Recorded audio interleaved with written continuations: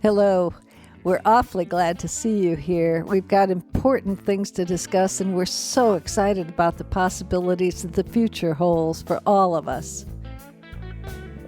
Welcome. We're glad you're here. Call it what you will. Dictatorship, autocracy, tyranny, kingdom, despotism, empire, fascism, demagoguery, reign of terror. We've just had way too close a call with it.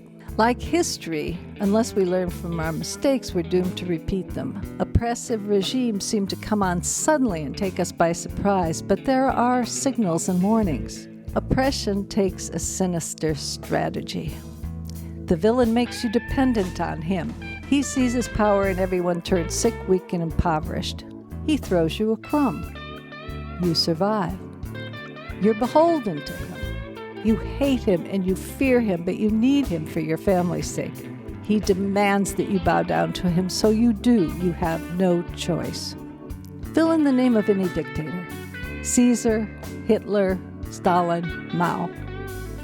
We've just witnessed a valiant rescue from those jaws, and the escape operation is far from over. There has been a massive, coordinated effort that we may never completely understand or appreciate. It's probably much more important to know how to spot the warning signs anyway. That's the way to keep it from getting out of hand in the first place. Some of the most wrenching results from our recent bout are the more than 300,000 people dead from indifference to a lethal virus. Children have been separated from parents and kept in cages, and the numbers of impoverished, homeless Americans has skyrocketed. We've seen patterns like this repeat again and again, and it's a closer look at Europe's past that is shedding the light on them. In Europe, we began to notice that the story we were seeing through archaeology was at loggerheads with what we had been taught.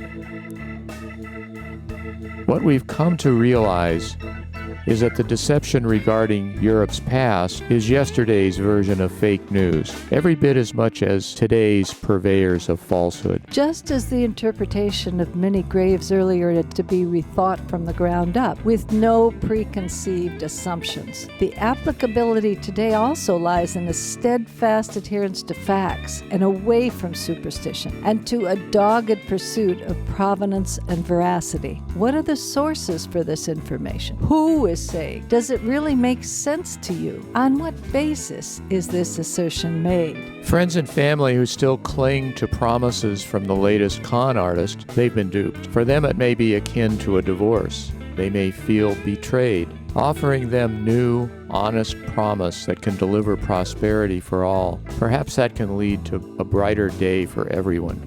Oppression is not an easy topic to discuss, but unless we take it head on, there's a high risk that Americans will continue to be politely bamboozled. No one wants to offend anyone, but the chips are down. We need to call it as we see it, and to bolster our defenses against it. So let's talk about slavery. How Europe has been conquered gives insights on our own heritage of freedom and enslavement here in the U.S. Slavery was imposed on Europe's residents by Imperial Rome. When emperors ruled, women and non-elites suffered. Under the Roman Empire, it was Caesar, his family, the senators, the landed gentry. Under dictators, freedom was fully enjoyed only by white male elites. America was set up this way too. A major motive was to protect the slave system, because many of our founding fathers owned slaves and all were white male elites. Slaves were the main labor force across colonial America. It's all about cheap labor and keeping it in place. That was then. Over 200 years ago. In between, we've had a civil war where slavery was supposed to have been defeated. But look at what we've just been through. An inner circle of white male elites has wreaked havoc on all those outside that inner circle. We've had a president who refused to condemn the killing of a young woman by white supremacists. While one black male after another was brutally killed by police, he stayed mute. His actions and inactions mocked the country's grief. His arrogance reverberated throughout his political party and his government. Those outside his circle, namely women and people of color, were subjected to abuse committed in plain view. His rhetoric inflamed his followers to ever more dastardly deeds. We've found that when women are treated as inferiors, it's likely that everyone outside the white male inner circle is treated as a lesser breed. We're convinced that the measure of a society is how it treats its females, and this current case of ours in the U.S. is no different.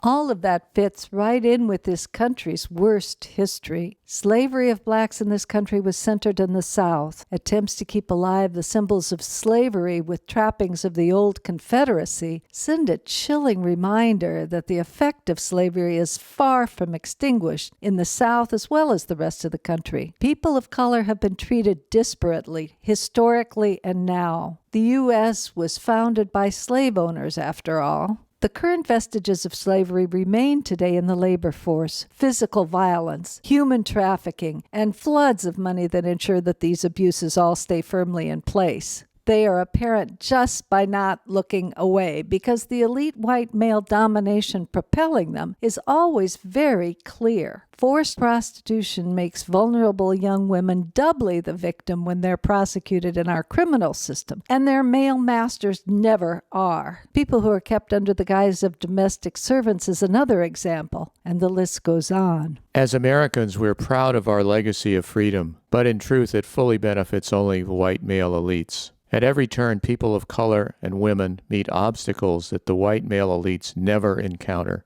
What institutions keep these barriers in place and teach subservience to the elite white male class? The arrows point to religion. Religion keeps the initiated from questioning the leadership. When people blindly believe what their political leaders say, essentially they've taken a feudal oath to a lord and master. When they blindly believe what their religious leaders say, they have given a feudal oath to an unseen lord and master. That's one giant step further away from independent thinking. The role of religion has been downplayed as a political force, and particularly the role played by the religious leadership in fomenting wars, prejudice, and subjugation. A true account of the past, either here or in Europe, has not been rendered because the victor has written it. For accuracy, the accounts of conquest and glory need to be recast as oppression and servitude. Victors and dictators tell us how smart they are, how wonderful they are, how perfect they are. They hold themselves out as leaders out of calamity, as saviors of the people. They capture minds by appealing to prejudice. They dictate the written record, crafting a false reality. They create fear through threats and thuggery. Slavery was imported to this country by slave owners, but our notions of freedom came from resident populations of Europe who rose up again and again against their masters. Before the Roman conquest, there was a vibrant Celtic culture, spanning the British Isles to Hungary and beyond. Women then enjoyed natural partnerships with men that came from raising families, sharing governing responsibilities, and defending their lands together. Empires trammeled and tried to suppress these cultures. So where does that leave us as far as deception? We've come to understand that the history of the United States as the New World was written by people who invaded the lands of Native Americans, slaughtered and enslaved them. It's the same story as Europe's Celts, invaders who slaughtered and enslaved them. Our country has just been through a massive disinformation epidemic, but it's essentially the same playbook as every other dictator, religious cult, or empire. Many organized religious groups are operating in the political sphere, raising vast amounts of money. They should be taxed as businesses. Their historic and current stances concerning women are not rooted in reality or fact and should not be subsidized by the public. That brings us to the good news. Correcting these inequities can more than pay for itself. Righting the wrongs against women and people of color can easily finance a fair and equitable society. Religion and the white male inner circle have hoarded all the proverbial gold, and even-handed distribution will bring abundance from the few to the rest of us. We have every confidence that we can recapture the celebration of achievement for the greater good that seems to have been the hallmark of the Celtic world. Sharing success and prosperity. Why not? With tolerance and inclusivity for all. We'd like to thank you again for joining us. Thanks so much, and we'll look forward to seeing you at the next session.